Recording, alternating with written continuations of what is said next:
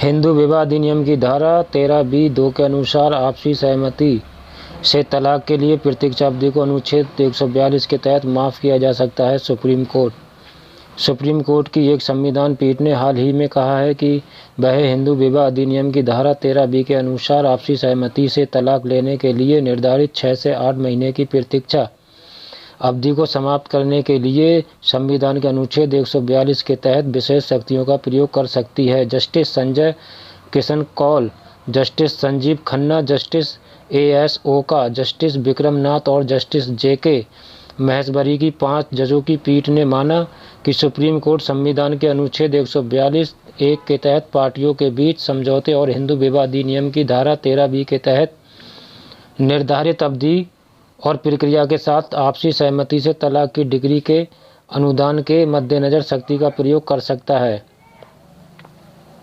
हिंदू विवाह अधिनियम की धारा 13B के अनुसार आपसी सहमति से तलाक की मांग करने वाला पहला प्रस्ताव दाखिल करने के बाद पक्षकारों को दूसरा प्रस्ताव पेश करने से पहले कम से कम 6 महीने और अधिकतम 18 महीने तक इंतजार करना पड़ता था। ये कूलिंग ऑफ पीरियड विधायिका द्वारा अनिवार्य है ताकि पार्टियों को आत्मनिरीक्षण करने और निर्णय पर फिर से विचार करने का अवसर मिल सके। हालांकि प्रतीक्षा अवधि के लिए ये अध्यादेश कुछ मामलों में कठिनाइयों का कारण बनता पाया गया। 2017 में अमरदीप सिंह बनाम हरबीन कौर के मामले में अदालत की 2 न्यायाधीशों की पीठ ने कहा कि HMA की धारा 13B(2) के तहत निर्धारित 6 महीने की प्रतीक्षा अवधि अनिवार्य नहीं है और इसे पारिवारिक न्यायालय असाधारण परिस्थितियों में माफ़ कर सकता है। सुप्रीम कोर्ट ने भी कुछ मामलों में जो उसके समक्ष आए थे प्रतीक्षा अवधि को खत्म करने के लिए अनुच्छेद 142 के तहत शक्तियों का प्रयोग किया। ये कुछ वैवाहिक अपीलों और स्थानांतरण याचिकाओं में किया गया था जो सुप्रीम कोर्ट के समक्ष आई थीं, जिसमें पार्टियों ने कार्रवाइयों के लंबित रहने के दौरान आपसी समझौता किया था। 2015 में 3 न्यायाधीशों की पीठ ने इस मुद्दे को संविधान पीठ को संदर्भित किया कि अनुच्छेद 142 के तहत शक्तियों को वैधानिक आवश्यकताओं से दूर करने के लिए लागू किया जा सकता है। इस संदर्भ का जवाब देते हुए संविधान पीठ ने माना है कि अनुच्छेद 142 के तहत पूर्ण न्याय करने की शक्ति को धारा 13B(2) के तहत प्रक्रियात्मक आवश्यकता को माफ़ करने के लिए लागू किया जा सकता है। हालांकि ये शक्ति विवेकाधीन है और इसका उपयोग संविधान के साथ किया जाना है। संविधान पीठ ने कहा कि अमरदीप सिंह मामले में कुछ कारकों का उल्लेख किया गया था जो प्रतीक्षा अवधि की छूट को वारंट करेंगे। धारा 13B(2) में निर्दिष्ट 6 महीने की वैधानिक अवधि धारा 13B(1) के तहत पार्टियों के अलगाव की 1 वर्ष की वैधानिक अवधि के अलावा पहले प्रस्ताव से पहले ही समाप्त हो चुकी है। पक्षकारों को फिर से मिलने के लिए पारिवारिक न्यायालय अधिनियम की धारा 9 के आदेश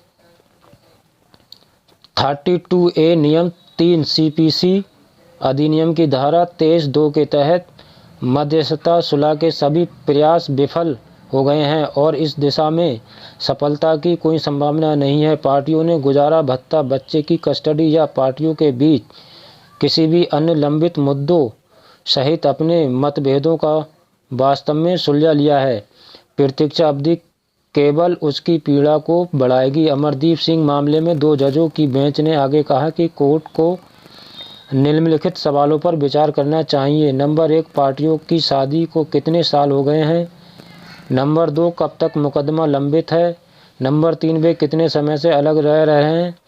नंबर 4, क्या पार्टियों के बीच कोई अन्य कार्रवाई है। नंबर 5, क्या पार्टियों ने मध्यस्थता सुलह में भाग लिया है। क्या पक्ष वास्तविक इस समाधान पर पहुंचे हैं जो गुजारा भत्ता, बच्चे की कस्टडी या पार्टियों के बीच किसी अन्य लंबित मुद्दे का ख्याल रखता है। पीठ ने यह भी कहा कि अमित कुमार बनाम सुमन बेनीवाल 2021 में 2 जजों की पीठ ने कहा कि अमरदीप सिंह में उल्लेखित कारकों के अलावा अदालत को यह भी पता लगाना चाहिए कि क्या पक्षकारों ने स्वतंत्र रूप से अपने हिसाब से और बिना किसी जोर जबरदस्ती या दबाव के एक वास्तविक समझौता हुआ जिसमें गुजारा भत्ता यदि कोई हो, भरण पोषण और बच्चे की हिरासत आदि का ध्यान रखा गया।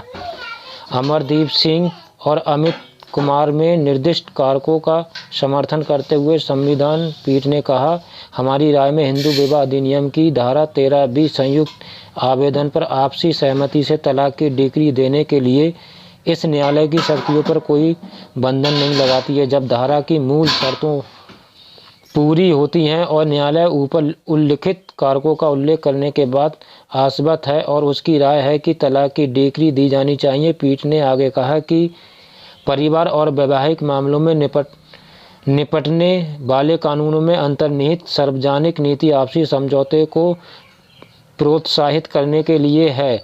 बेंच ने अपना निष्कर्ष इस प्रकार दर्ज किया, इस न्यायालय के पास पक्षों के बीच समझौते के मद्देनज़र दूसरे प्रस्ताव को स्थानांतरित करने के लिए प्रक्रियात्मक आवश्यकता से बंधे हुए बिना आपसी सहमति से तलाक की डिक्री पारित करके विवाह को भंग करने का विवेक है। अमरदीप सिंह सुरपा और अमित कुमार सुरपा में बताए गए कारकों को ध्यान में रखते हुए इस शक्ति का उपयोग सावधानी से किया जाना चाहिए।